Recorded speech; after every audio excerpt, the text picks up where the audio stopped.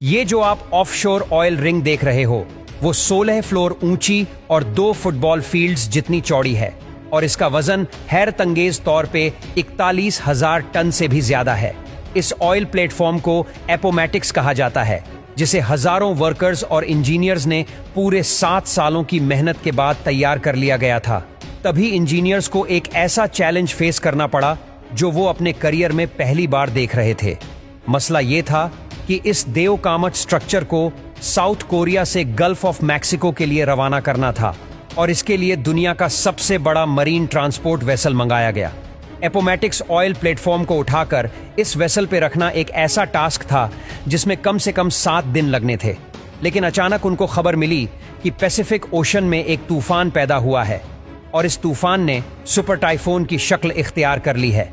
315 kilometre प्रति घंटा की रफ्तार से घूमता हुआ ये टाइफून अगले 7 दिनों के बाद किसी भी वक्त साउथ कोरिया के साहिल पर हमला कर सकता है।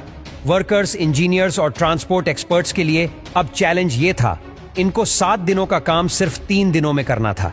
यानी अगर 3 दिनों के अंदर अंदर एपोमेटिक्स ऑयल प्लेटफॉर्म को शिपयार्ड से उठाकर इस मरीन वेसल पे लोड करके रवाना न किया गया तो सालों की मेहनत एक ही पल में जाया भी हो सकती है।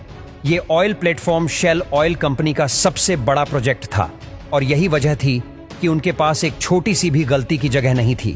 एपोमेट्रिक्स को वक्त से पहले रवाना करने के लिए वर्कर्स की एक एक्स्ट्रा आर्मी बुलवाई गई। वर्कर्स ने दिन रात एक कर दिया और जल्द से जल्द एपोमेट्रिक्स को ट्रांसपोर्ट के लिए तैयार करना शुरू कर दिया। दूसरी तरफ मैनेजमेंट सुपर टाइफून की मूवमेंट पर नजर रखे हुए थे। उनको एक उम्मीद थी कि शायद ये सुपर टाइफून अपनी डायरेक्शन बदल ले, लेकिन उनको जब ये मालूम पड़ा कि टाइफून तो पैसिफिक ओशन से सीधा साउथ कोरिया की तरफ बढ़ता जा रहा है, वर्कर्स की आर्मी ने सिर्फ 3 दिनों के अंदर अंदर एपोमेटिक्स का सारा काम कंप्लीट कर लिया और अब बारी थी इतने भारी कामत स्ट्रक्चर को उठाकर फ्लोटिंग डॉक पर रखने की। इस पूरे स्ट्रक्चर का वजन हैरत अंगेज तौर पर 41,000 टन से ज्यादा बताया जा रहा था। बड़े बड़े हाइड्रोलिक जैक्स की मदद से एक एक इंच करके इसको धकेला गया और फ्लोटिंग ड्राई डॉक पर रख दिया गया।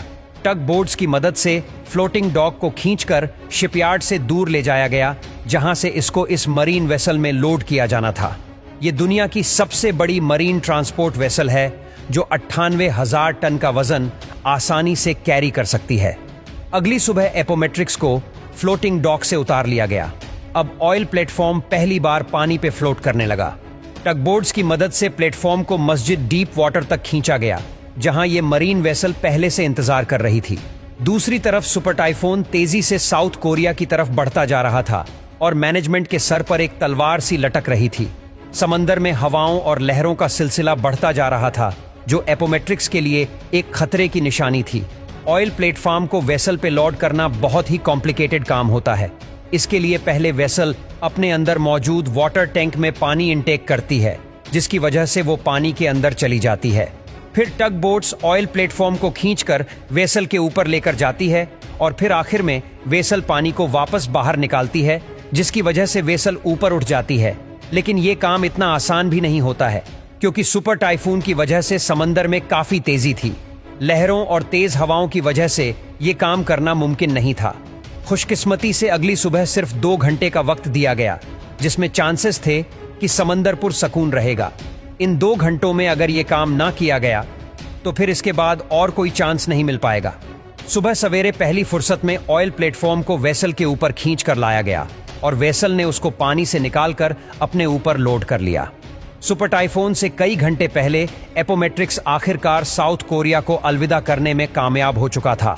कई महीनों के सफर के बाद आखिरकार अब वो घड़ी आ चुकी थी जब एपोमेट्रिक्स को 30,000 फीट नीचे ऑयल वेल के साथ कनेक्ट करना था। लेकिन जिस ऑयल वेल से एपोमेट्रिक्स को कनेक्ट करना था, वहां पर किसी इंसान का जाना और फिर वहां कोई मिशन अंजाम देना इम्पॉसिबल है। लिहाजा समंदर के बॉटम पे ऑयल वेल की ओपनिंग के साथ एपोमेटिक्स को कनेक्ट करने के लिए remotely operated under water vehicle को इस्तेमाल करने का फैसला किया गया। इस काम को इतनी एक्यूरेसी से अंजाम देने का कंट्रोल ऊपर बैठे ROV ऑपरेटर के हाथ में होता है। खुशकिस्मती से ये काम पहली बारी में ही कर लिया गया। इसके बाद शुरू किया गया ड्रिलिंग का काम। सी बेड से भी हजारों फीट नीचे, लगभग 22,600 फीट नीचे पाइप को ऑयल वेल तक ड्रिल करना था। कई महीनों की ड्रिलिंग के बाद आखिरकार पाइप ऑयल वेल तक पहुंच चुका था।